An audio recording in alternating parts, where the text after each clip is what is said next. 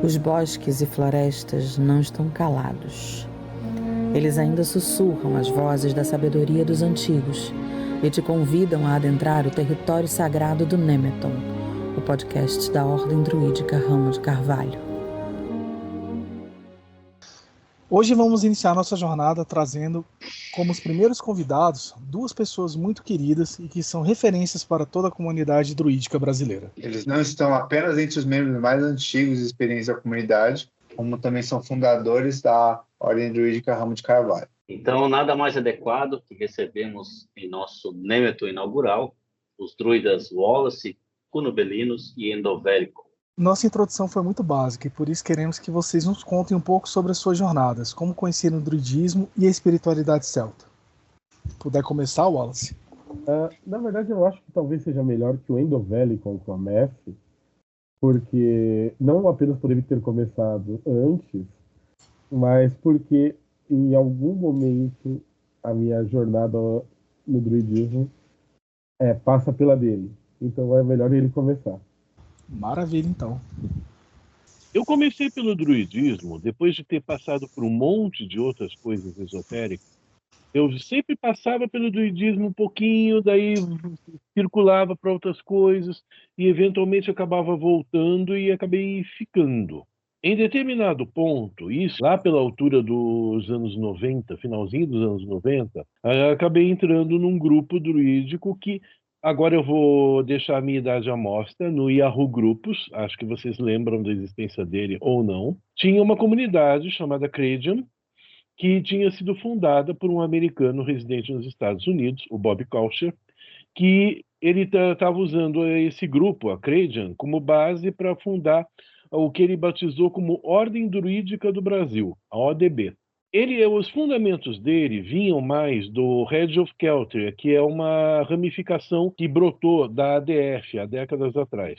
Então, a ideia do Bob era basicamente ter um grupo esotérico como uma ordem, mas uma ordem aberta, como ele próprio dizia, open source, no sentido de ter todos os materiais disponíveis ao público, que as pessoas pudessem saber do que a ordem tratava, de modo que ninguém pudesse pegar e fazer alegações inverídicas em relação à ordem, assim.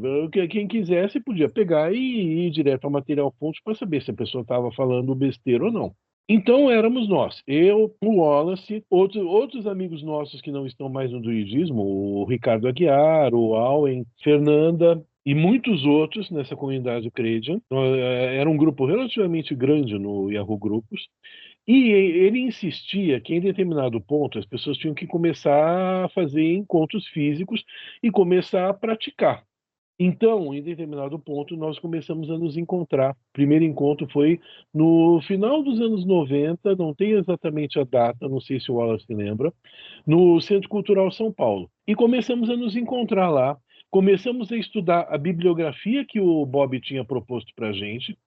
Tinha um livro brasileiro, Uma Luz sobre Avalon, da Maria Nazaré, e um livro americano que era o Apple Branch, de um dos principais especialistas do reconstrucionismo celta, o Alexei Kondratiev, já falecido. Então nós começamos a ler aquilo, começamos a estudar, começamos a fazer os ritos, começamos a planejar lugares para ir, já com a liturgia básica que o Bob tinha feito, já derivada do padrão básico do Apple Branch e da ADF. Em determinado ponto, nós acabamos nos desligando da Credian para formar o nosso grupo individual, que aí inicialmente era o projeto Ramo de Prata. Dessa parte, o Wallace pode começar a tocar a partir daí, porque a partir daí a iniciativa foi mais fundamentalmente dele. Eu sempre tive falando sobre a minha trajetória, eu sempre tive uma grande paixão por culturas antigas, as mais diversas culturas antigas, e uma ligação sempre muito pessoal, muito com os povos celtas, mas isso da minha infância, adolescência, e só que nunca no sentido de religião, nunca no sentido de espiritualidade. Não era algo que eu buscasse como espiritualidade. Eu sou de uma família típica católica brasileira, ou seja, católica com um pezinho na Umbanda, outro ali no protestantismo, no espiritismo e outras coisas aí. Então eu sou, como a maioria dos católicos brasileiros, eclético. A maioria, eles só não admitem muito sobre isso, mas era a formação que eu tive na infância. Quando eu entrei na faculdade, eu conheci o paganismo como religião viva, como religião funcional. E eu achei aquilo muito louco, achei aquilo fantástico, porque era a religião, era um caminho espiritual baseado naquilo que sempre me fascinou desde a infância. Eu era só, na infância, eu era um moleque nerd que gostava de ler sobre mitos e povos antigos. Então, quando descobri que havia gente que ainda praticava essas espiritualidades no mundo atual, eu quis fazer parte daquilo. Participei de grupos de Wicca, de bruxaria tradicional. Todas passagens muito, muito breves. Coisas de 1 mês, 2 meses. Assim, dei até uma passada pelo Asatru, pelo qual eu tenho muito carinho até hoje. Mas foi aí que eu cheguei na Creidian, que o Endovelli citou. E eu já tinha essa ligação, essa paixão pela cultura celta. Eu costumo dizer que eu sou uma pessoa tão sortuda que quando eu cheguei na Creidian, a ODB, a Ordem Druídica do Brasil, ela estava acabando. Então eu cheguei no final da festa. Mas aí eu consegui me enturmar assim com o pessoal daqui de São Paulo, Endovelli, com o Ricardo Aguiar, para começar os estudos e os trabalhos com eles. E estive presente no surgimento do projeto Ramo de Prata. Eu costumo dizer que eu aprendi muito com o Endovelli, porque o Endovelli sempre me trouxe o tratamento de choque de aprendizado do druidismo. Por quê? Eu era o mais cru, eu era mais jovem também do grupo, eu era aquele que tinha menos conhecimento. Sempre que eu perguntava alguma coisa nas reuniões, na reunião seguinte o Endovelli me trazia 1, 2, 3 livros onde a resposta poderia ser encontrada. E ali eu comecei a desenvolver meus estudos. A partir de toda essa bibliografia que o Endovelli trazia, que incluía Alexei Kondratiev, como ele citou, John Matthews, e foi um período muito bom, muito bom. Como eu disse, eu era muito jovem naquela época, por isso, para mim, tudo era um grande aprendizado. E nisso eu acabei aprofundando o máximo que eu podia os meus conhecimentos. E aquele momento foi um momento de grande efervescência dentro do druidismo brasileiro. Porque ao mesmo tempo que havia essa movimentação aqui, havia também uma movimentação para que outras vertentes druídicas se encontrassem entre si. E aí a gente conheceu a galera de outra lista do Yahoo, a Druidismo Brasil, onde a gente começou a ter contato com o pessoal do Caio Tabebuia, do Cairo Taubi, e começamos a trocar figurinhas também com o Cairines lá de Florianópolis, e membros ainda sem grupo naquela época de diversas outras regiões do país. E ali houve algumas amizades travadas com outras pessoas de outras vertentes druídicas. Aí um dia, uma amiga nossa de outra vertente, ela era muito próxima do pessoal do Caio Tabebuia, depois de uma conversa sobre o Ogan, ela me perguntou se eu aceitaria formar um grupo de estudos em São Paulo. Eu falei, eu não formo o grupo, mas do que for possível, eu dou uma ajuda. E aí ela formou o grupo que se tornaria o Ramo de Carvalho, e eu me tornei o instrutor. Com o tempo, ela mesma se afastou do druidismo, oficialmente, embora não nas suas práticas pessoais, até onde eu sei ela ainda mantém, e eu acabei herdando o Ramo de Carvalho, do qual eu tive uma ajuda enorme de diversos membros da comunidade druídica, inclusive o Endovelli, entre vários outros, e o restante é história. É basicamente a história da minha caminhada no druidismo, ela passa a andar junto com o Ramo de Carvalho. Então, nesse momento, o que eu posso dizer até aqui, essa é a minha trajetória no druidismo. A partir daqui, é a trajetória do Ramo de Carvalho, no qual a minha anda junto. Estava falando muito sobre efervescência, né? Sobre que tinha muita coisa acontecendo. Tinha bastante grupos nessa época, assim, grupos, clareiras. Como é que era a organização nessa época? eram linhagens diferentes que vinham de grupos diferentes. Pelo menos 2 grupos vinham do Cláudio Quintino e dos grupos que ele formava daquela fase. Outros tantos vieram de outros lados. A iniciativa de começar a reunir acabou tomando forma no dia que o José Paulo, JP, pegou, marcou um encontro de todo mundo no Finnegans. Então, os grupos se reuniram ali para se conhecer e para planejar atividades. A partir dali é que nasceu a semente do que mais tarde viria a ser o Encontro Brasileiro de Druidismo, do qual o JP foi o primeiro anfitrião, recebendo todo mundo em Florianópolis. Então esse foi um proto-encontro brasileiro. O primeiro encontro. Você lembra o ano? Legal. 90 e quantos, Wallace, você tem uma ideia? Quando esse encontro agora qual é? Esse Foi próximo é o 15º. 15º. Então foi aqui 1 ano antes do primeiro? Foi quando. Não. O primeiro a gente teve em sequência, não houve um ano sem encontro, nem mesmo durante a pandemia. Então foi há 15 anos atrás.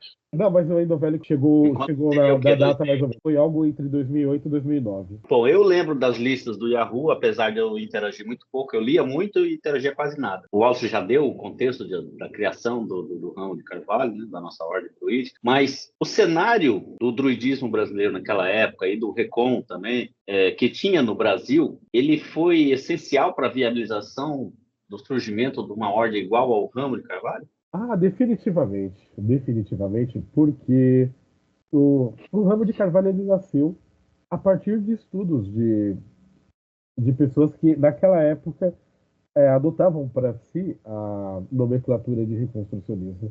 O ramo de Carvalho ele nasceu Recon. Depois ele primeiro se abriu à ideia mais aberta do druidismo e por fim ele desenvolveu, isso pode ser polêmico, mas ele desenvolveu a consciência, ou melhor, a crença de que o reconstrucionismo pode funcionar como uma metodologia de estudo dentro do druidismo. Nós não deixamos aquela verve recon que nós tínhamos antes.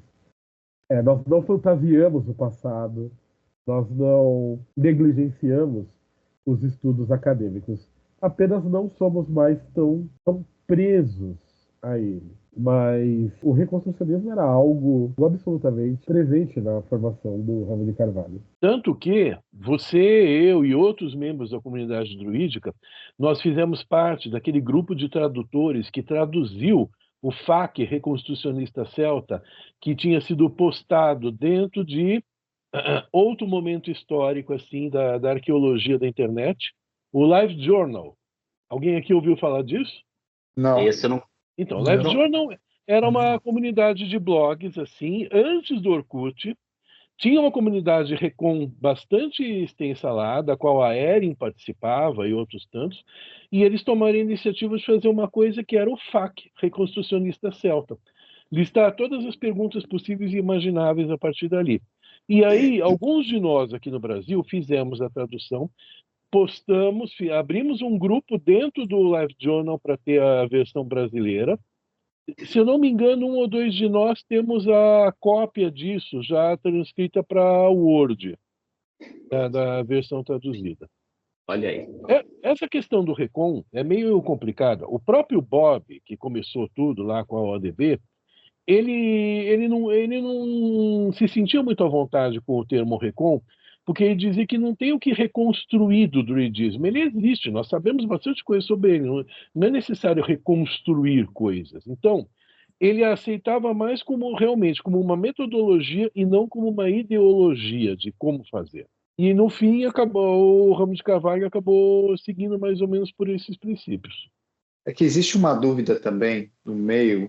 Muita gente entende reconstrucionismo como se fosse uma volta ao passado, vamos dizer assim. Não é só sobre você obter informações, mas você fazer as coisas como eram feitas tradicionalmente. E, assim, eu acho bastante inviável na maioria dos casos. Mas é bom você ter dito isso, porque isso daí descreve como é o reconstrucionismo, como a gente encara o reconstrucionismo, né?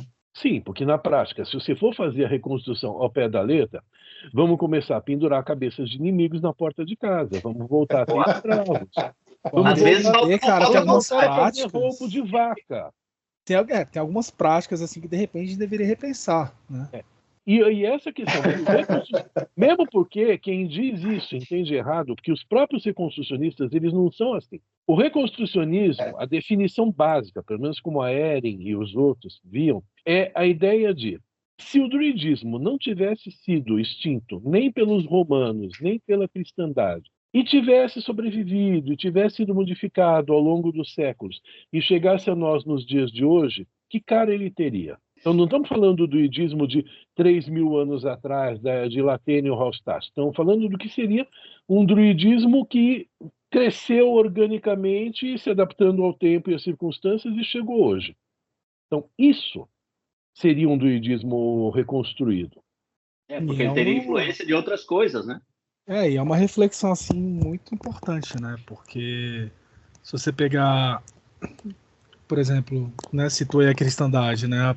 As próprias religiões cristãs não têm absolutamente nada a ver com as primeiras comunidades que surgiram ali pós a revelação né, da figura mítica de Jesus, né?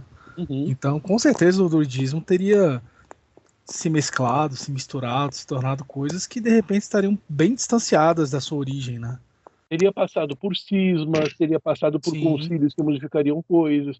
Então, as religiões que sobreviveram daqueles tempos, assim, cristianismo, judaísmo, eles tiveram discussões internas e reformulações e sofreram influências de fonte externa e mudaram, não tem nada a ver com os seus originais. Há quem diga que o problema do Islã hoje em dia é que ele ainda não passou por esses processos de reforma interna, então ele ainda não fez essa adaptação ao mundo atual que, por exemplo, o judaísmo e a cristandade fizeram. E o paganismo tem que tentar fazer uma coisa parecida em vez de ficar correndo atrás de vamos fazer o sacrifício na forma exata como era, tragam a vaca.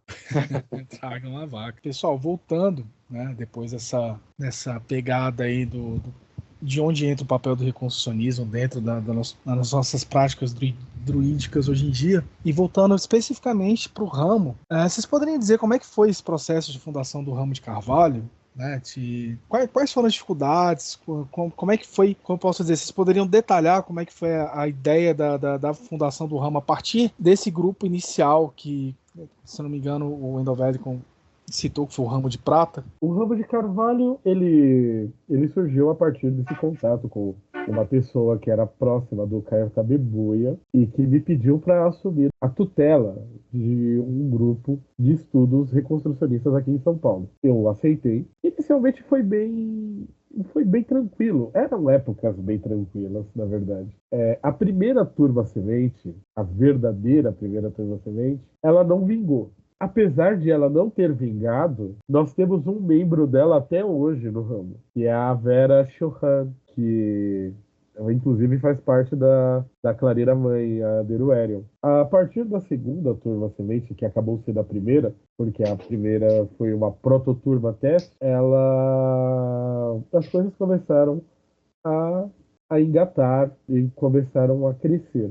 Na verdade, até mais rápido do que a gente esperava. Era uma época em que faltava muito material disponível e muitos dos cursos que existiam na época eram bastante caros.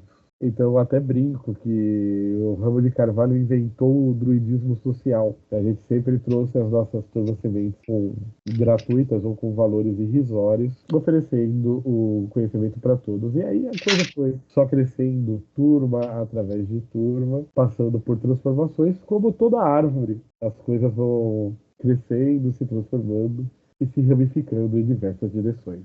E o conselho? Como é que é a história do conselho? O que vocês podem falar? Vocês participaram da criação, né? Queria saber como é que foi, assim, desde o começo. Conte-nos tudo. O conselho também foi uma semente brotada desse encontro que o Wendell Velikon citou, que o José Paulo Almeida trouxe quando ele veio para São Paulo. As pessoas se encontraram e decidiram que era possível trabalharmos juntos. Pode ter sido algo bastante idealista naquela época? Pode. Mas o conselho está aí até hoje, mostrando que a gente ainda acredita que é possível todo mundo trabalhar junto e aí está aqui, ainda funcionando, ainda vivo. Quando o JP veio para cá, eu não estive presente nesse encontro, por acaso. É um grande arrependimento meu. Era esse momento de grande efervescência que eu citei, com os Ah, grupos começando a conversar entre si. Muitos desses grupos sequer existem hoje em dia mais. quais os grupos que eram no começo, você lembra? Os Ah, primeiros? tinha o Cartabebuia, que não existe mais, o Caritaubi, que ainda existe, o Ramo de Carvalho, havia o Cairines, de Florianópolis, eu acho que está em hiato. O Caerines primeiro acabou virando a Clareira Curitiba e depois entrou num hiato. Ah, tá, e depois entrou no hiato, verdade.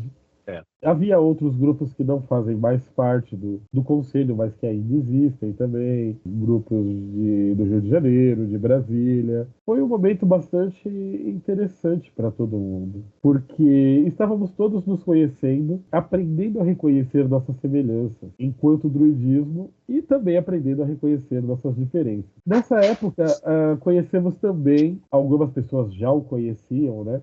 Beloessos e Sarnos. Ele foi o responsável pela escrita do primeiro rascunho do Estatuto do Conselho. Nessa época foi escolhido um triunvirato para acompanhar esse desenvolvimento do Conselho, no qual fez parte eu, o JP e o Marcílio Diniz, lá da Paraíba. Nós formamos esse triunvirato até o estatuto estar pronto e o conselho poder eleger sua primeira diretoria, do qual Endovelicon foi o primeiro presidente. Minha presidência não teve nenhum evento de destaque, assim. Eu estava lá meramente esquentando a cadeira para os que vieram depois. Acredite, momentos de destaque da presidência podem ser bastante estressantes. Isso que é um comentário perspicaz. Wallace, mudando de assunto, mas permanecendo nele. Do surgimento do ramo, houve um desenvolvimento de como as coisas começaram a ser feitas e de como as coisas fazem sentido, vamos dizer assim, dentro da ordem. Então, como é que funciona a estrutura interna do ramo e quais os meios de crescimento que o semente pode galgar dentro da ordem? A estrutura da Ordem Druídica Ramo de Carvalho ela foi se transformando bastante ao longo do tempo. A atual estrutura é aquela que nós chamamos de a árvore, que ela nasceu, eu acho que lá pelo 5º ou 6º ano do Ramo de Carvalho, quando a ordem estava crescendo demais, a gente precisava de uma nova estrutura. Eu não quero dizer que essa estrutura vai ser sempre a utilizada, mas ela é a que temos atualmente. O semente é aquele que adentra a ordem para estudos sobre as bases da prática do druidismo, da espiritualidade céltica. E é sempre importante lembrar que o curso semente é um curso introdutório para aqueles que estão começando. Então a gente passa por história, por mitologia, por prática devocional, por meditação, por ritualística. Depois a gente dá a oportunidade para aqueles que quiserem continuar seus estudos nas sendas, que podem ser sacerdotais ou não sacerdotais. Sacerdotais são as tradicionais que conhecemos do druidismo, o bardo, o vate e o druida. E as não sacerdotais são o guerreiro, o feiticeiro e o cultivador e o artesão. E onde você pode desenvolver estudos avançados de uma forma mais, por assim dizer, segmentada, mais especializada, através daquilo que você sente mais afinidade. E nisso, nós temos também uma graduação dentro da ordem. Não uma graduação tão rígida como a gente vê nas ordens cerimoniais, mas algo mais próximo de uma estrutura de uma tribo, onde pessoas mais velhas ou mais experientes acabam sendo reconhecidas por isso. Então, nós temos ali os, os discípulos depois do semente, que são aqueles que iniciam os seus estudos dentro da ordem de uma forma mais segmentada, que podem então ser ordenados quando a gente reconhece a sua capacidade de coordenar vivências, ritos, trabalhos ritualísticos, que então podem passar a consagrados quando nós reconhecemos a sua profundidade mais em questões de imersão espiritual, em contato com outro mundo, ou então em filosofia, em desenvolvimento de virtudes, em divulgação, em liderança, em trabalhos de coordenação da ordem. E, por último, os aclamados, que são aqueles que normalmente recebem esse reconhecimento a partir depois de muitos anos de trabalho pela ordem e que fizeram muito dentro dela e pelo seu crescimento e pelo seu trabalho. Basicamente essa é a estrutura de uma forma bem resumida, muito resumida, mas resumindo assim a estrutura atual da Ordem Druídica Ramo de Carvalho. Uma ordem realmente muito estruturada. Dentro disso, Wallace, você poderia dizer pra gente se você tem uma ideia assim, tipo, de quantos membros são atuantes hoje em dia dentro do ramo?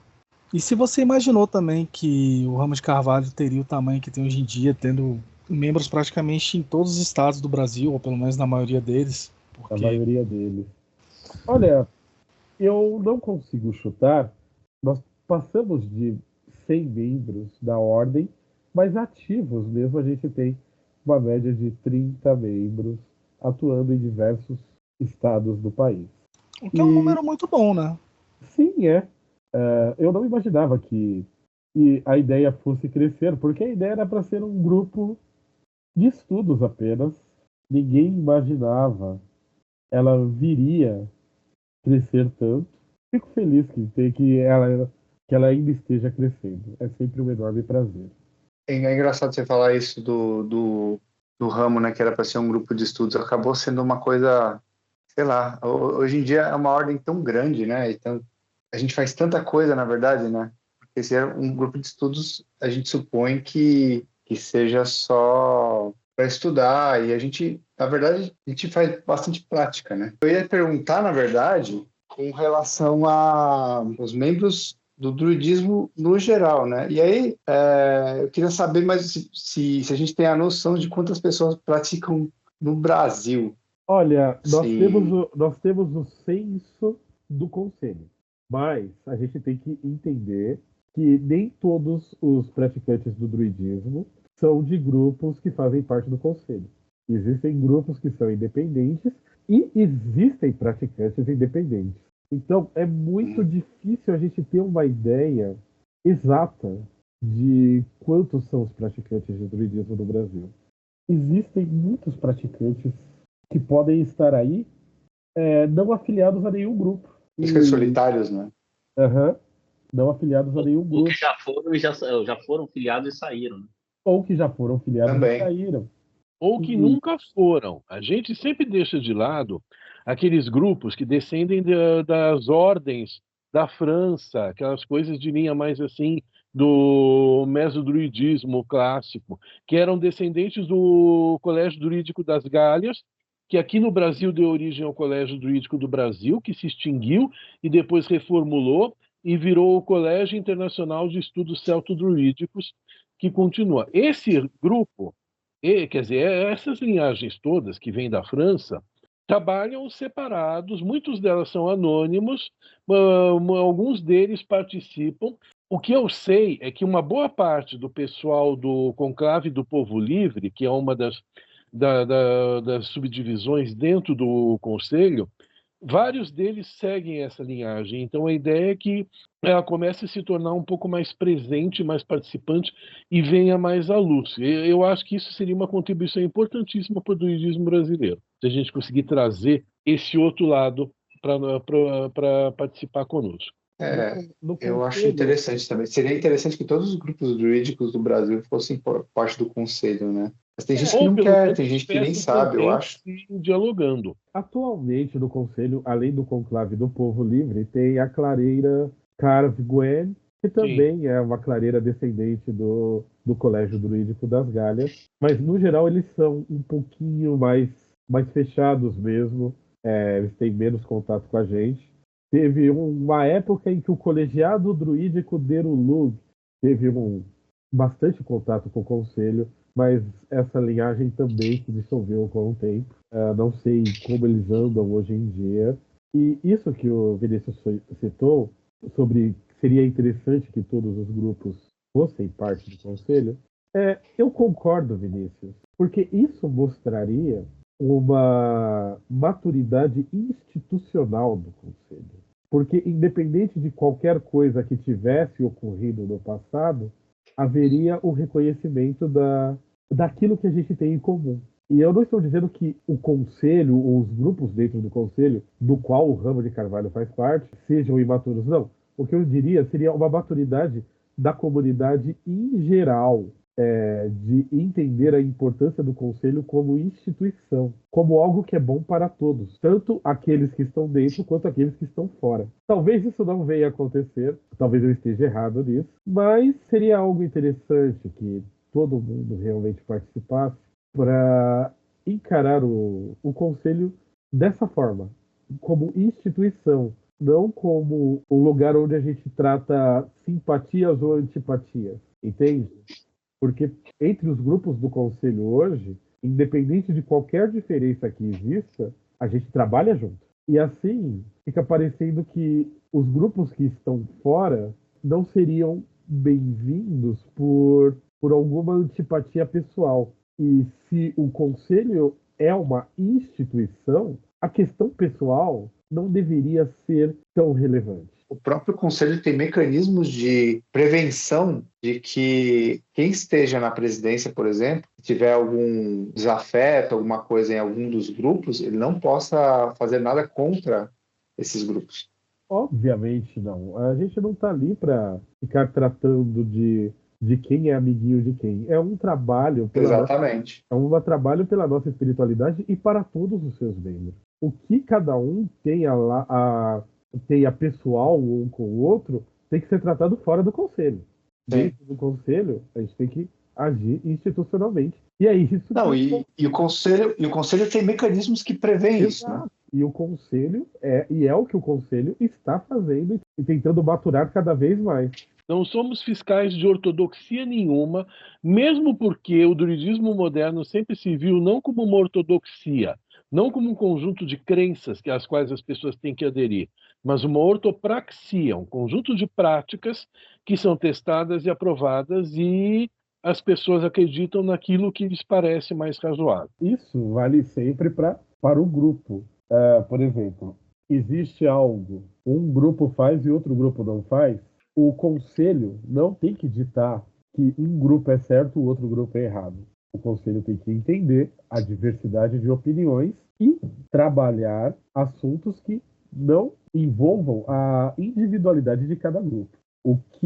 Como o seu grupo celebra os seus ritos sazonais, é coisa do seu grupo. Agora, como o conselho age em relação a um caso de intolerância religiosa, em relação à necessidade de uma campanha de ajuda a uma causa que é comum a todos, como ele age em ritos públicos sancionados pelo conselho, não pelo grupo, mas pelo conselho, aí é da seara do conselho. O conselho ele tem a sua base própria, mas ela não pode intervir em assunto que é específico de um grupo.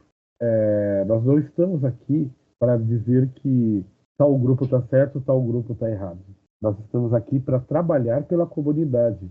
Aquele que acredita nisso, aquele que não acredita. É uma pergunta agora que ela é bastante importante, assim, né, em termos de receptividade, né, dentro da comunidade, né, porque vocês perceberiam a comunidade pagã, especificamente a nossa, né, a comunidade druídica brasileira, em termos de abertura para as pessoas, como é que vocês veem isso? Vocês acreditam que a nossa espiritualidade seria mais acolhedora e progressista, no sentido de receber e abraçar as pessoas independente de suas origens, de suas crenças anteriores, de suas orientações, de uma forma mais livre, mas sem julgamentos, sem preconceitos? Vocês poderiam falar para a gente sobre isso? Não temos como dizer se nós somos mais receptivos que os outros, não, porque a gente não conhece os outros.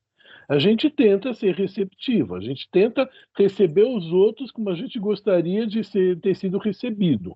É aquela ideia de fomos bem recebidos, fomos acolhidos. Eu fui, acho que o Wallace foi, a gente gostaria que as outras pessoas tivessem essa experiência. Então a gente se esforça para fazer isso, sim, de ser a coisa tão aberta quanto possível, sentar, esclarecer dúvidas, estar disposto a responder perguntas, seja que elas pensam mais simples, mais estúpidas. Lembrando sempre daquela frase famosa: quem faz muitas perguntas parece estúpido, quem não faz pergunta nenhuma fica estúpido. No geral, eu posso falar pelos grupos que fazem parte do conselho, não apenas do ramo, mas a gente tem uma comunidade que tem uma tendência progressista e que também é bastante aberta e acolhedora. Eu acho que nenhum de nós estaria aqui se não tivesse sido bem acolhido. Se você tivesse procurado um lugar onde você não foi bem acolhido, você não fica. Então, a gente tem uma comunidade que tenta ser acolhedora. Claro que de vez em quando a gente pode falhar. Todos somos todos seres humanos. Mas a nossa tendência é ser acolhedora, ser prestativa, tentar ter menos julgamentos prévios sobre origem, orientações, identidades de gênero. Nós tentemos receber a todos igualmente. Claro que eu estou falando aqui dos grupos do conselho. E abertamente. Mesmo quando exista algo do qual a gente pode não concordar, a gente ainda acha que a pessoa tem o direito de procurar conhecimento, procurar sua forma de aprender sobre como comungar com sua espiritualidade. Então, sim, eu acho que a nossa comunidade tende a ser bastante acolhedora e eu espero que ela seja. Porque nós tentamos, talvez nem sempre acertamos, mas nós tentamos receber as pessoas bem, mesmo porque a hospitalidade é uma das grandes virtudes dentro da tradição céltica. E claro, o tempo passa, nós envelhecemos, muitos de nós, e aqui eu posso incluir a mim, não tem mais o mesmo pique que tinha 20 anos atrás. Então, a gente precisa de gente que carregue essa tocha aí quando a gente aposentar. Por isso a gente também é mais um motivo para a gente acolher bem as pessoas. Os anciões não se aposentam. O ancião nunca se aposenta, irmão. Sempre está lá para orientar a comunidade e tal, servir a todos com sabedoria. Nem depois de morto. Vão ficar invocando a gente toda hora lá. Vamos usar os seus crânios. Olha o Recon aí rolando, né? Usar crânio. Vamos usar os crânios. Eu vou ser cremado. Vocês não vão achar minhas cinzas. Que coisa. A gente ficou muito na coisa do acolhimento, mas e sobre o progressismo? Vocês acham que a nossa comunidade é progressista no geral? Como, novamente, eu só posso falar pelos grupos que fazem parte do conselho. E claro, eu posso falar mais pelo ramo. Os outros grupos também que fazem parte do conselho, eles também tendem a ter um viés progressista. Essa é uma questão que ela pode ser vista de muitas formas sobre graus de politização, mas porque nem todo mundo tem o mesmo grau de politização para ser chamado de progressista da mesma forma. Mas, no geral, há uma tendência, sim, a ser uma comunidade com um viés progressista, ou seja, aberta, receptiva a pessoas das mais diferentes origens, das mais diferentes identidades de gênero, das mais diferentes orientações sexuais, de uma grande diversidade de ideias. Então, eu acredito sim que, ao menos do que eu percebo dentro da comunidade dos grupos do conselho, sim, há um viés progressista na nossa comunidade. Eu diria mesmo fora do conselho. Tem alguns indivíduos que a gente conhece, não vou dizer nomes, que têm uma inclinação mais para a direita, politicamente falando. E mesmo eles são progressistas e inclusivistas e não rejeitariam pessoas com base em gênero, orientação sexual, neurodivergência ou filiação política. Então, eu diria que isso, como base, esse respeito à hospitalidade, está acima e além de questões partidárias.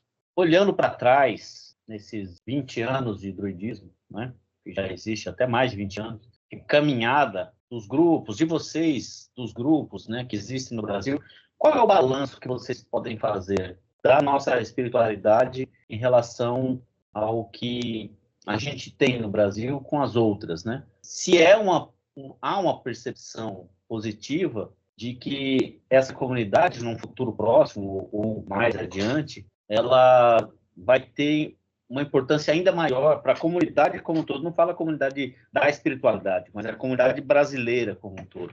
Então, tem aquele ditado que diz que um carvalho leva 500 anos para crescer, 500 anos para amadurecer e 500 anos para declinar. Na prática, eles acabam esticando um pouco mais. As coisas vão devagar, as coisas vão indo, as coisas têm o seu tempo. O Isaac Bonevitz, fundador da ADF, ele tinha um provérbio a respeito de como as coisas avançam, que você deve ir tão rápido quanto uma árvore crescendo.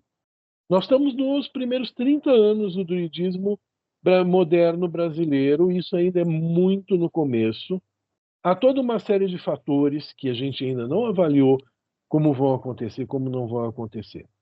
Não sabemos o impacto, por exemplo, de como o panorama político brasileiro e mundial de polarização ideológica pode interferir na nossa sociedade no sentido de aumentar ou diminuir a tolerância religiosa, e isso venha a ser um problema no qual tenhamos que intervir.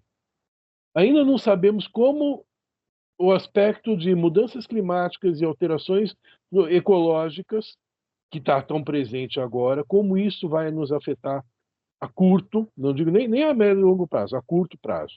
E que papel o druidismo vai ter com relação a isso? E um fator importante, de uns anos para cá, os deuses e as entidades estão começando a falar com a gente. Depois que a gente deixou tudo pronto e tudo instalado, eles decidiram que era hora de começar a falar. Eles estão começando a testar a gente para ver o que a gente faz, o que a gente não faz. Até que ponto eles, que são pessoas com agência própria, também não têm um palpite a dar no caminho que o druidismo brasileiro vai seguir. Isso tudo são perguntas, a gente não sabe. Eu desconfio que vamos ver muita coisa interessante nos próximos anos, levando em conta só esses 3 fatores. Não estou nem falando de alguns outros que possam não ter me ocorrido. No geral, o que eu vejo é que o druidismo brasileiro ele está em constante transformação. Tudo que nós temos hoje é bem diferente do que tínhamos lá atrás.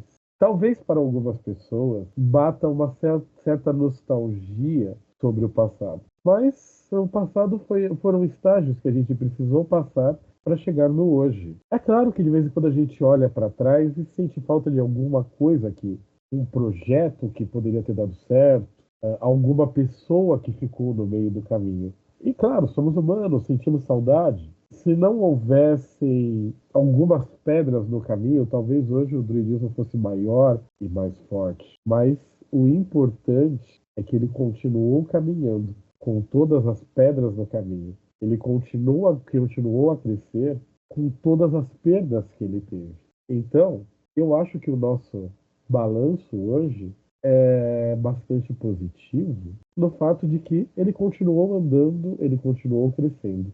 Ok, houve problemas, fato. Houve rusgas, houve divisões, houve pessoas que abandonaram o caminho, mas nós estamos aqui e continuamos. O futuro, o Endovelicon trouxe fatores extremamente pertinentes. Eu acredito que, neste momento, o nosso foco é trabalho.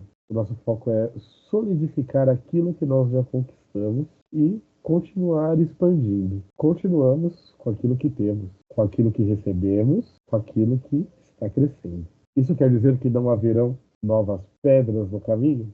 Longe disso. Tenho quase certeza que haverão, e não serão poucas. E o que quer que aconteça, eu espero que aqueles que...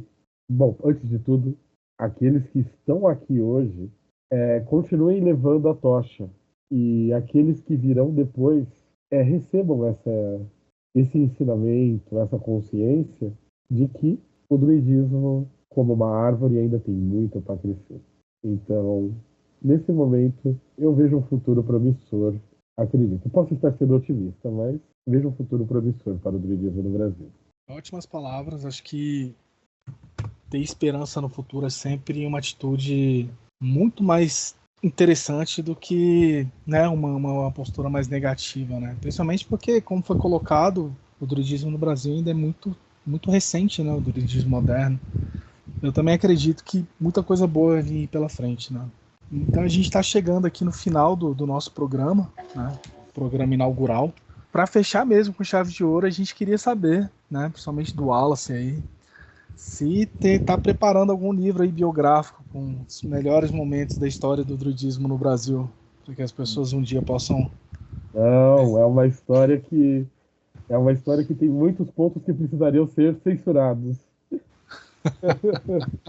Não, e vocês têm alguma dica aí para os ouvintes? Uma dica cultural? Cada um de vocês já dá uma dica aí de leitura ou um filme, alguma coisa assim, sobre o tema, né?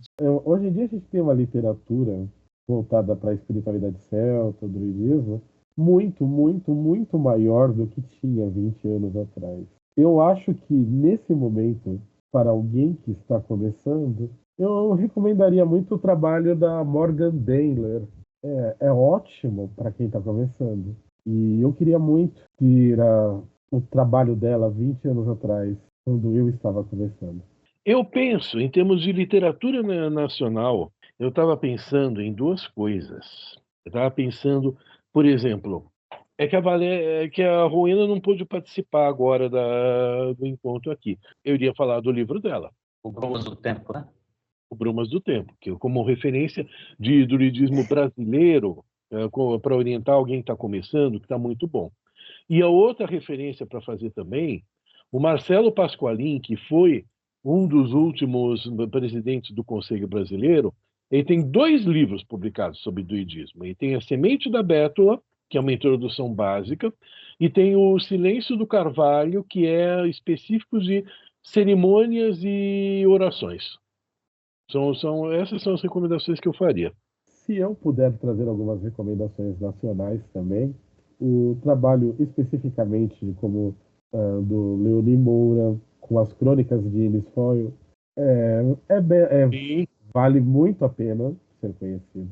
É algo que recomendo bastante. Também o Oswaldo Ferres com o Ungan vale bastante a pena também dar uma conferida assim. era aquela versão do Mabinogion recém-traduzida? Essa versão do Mabinogion, recém-traduzidas, é do Feéria, que é da HarperCollins Brasil, que foi traduzido pelo Eric Carvalho, direto do galês.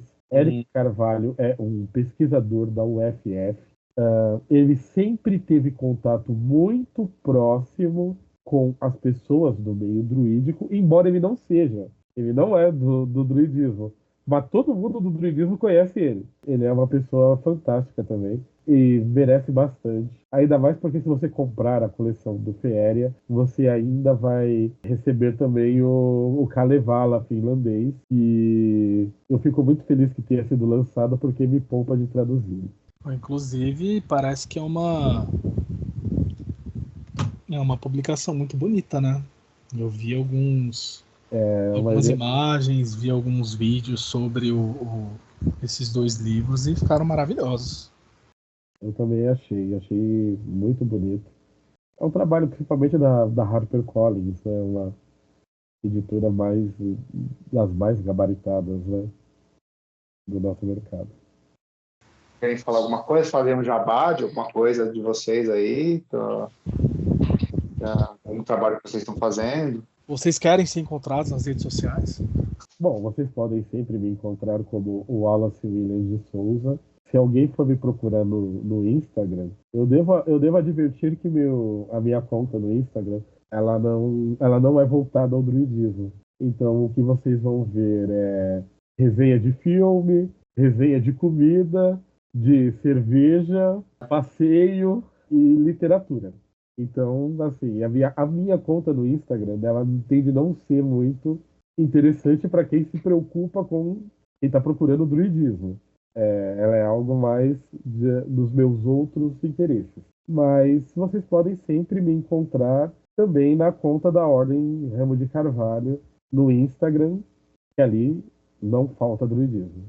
A minha conta do Instagram é muito misturada, mas se vocês fuçarem na lista de pessoas que eu sigo e das pessoas que me seguem, vocês vão encontrar muitas pessoas escrevendo sobre druidismo como um todo e todas elas merecem ser vistas. Então a gente está chegando aí ao final do primeiro podcast do Nemico e queríamos agradecer muito a presença de vocês dois. Foi um primeiro episódio maravilhoso, né? De uma riqueza assim, que a gente sabia que ia acontecer, né? Porque 2 arquivos vivos aqui do druidismo no Brasil.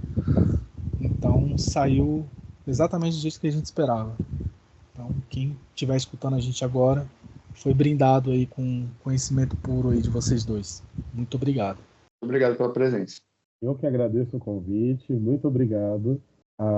Meus melhores votos ao projeto, fico muito feliz com ele. Muito obrigado por tudo e bênçãos para todo o projeto. Obrigada pela sua presença. Que a sabedoria ancestral esteja sempre com você. Nos encontraremos novamente em nossa próxima viagem pelas florestas do Nemeton Podcast, uma produção da Ordem Druídica Ramo de Carvalho.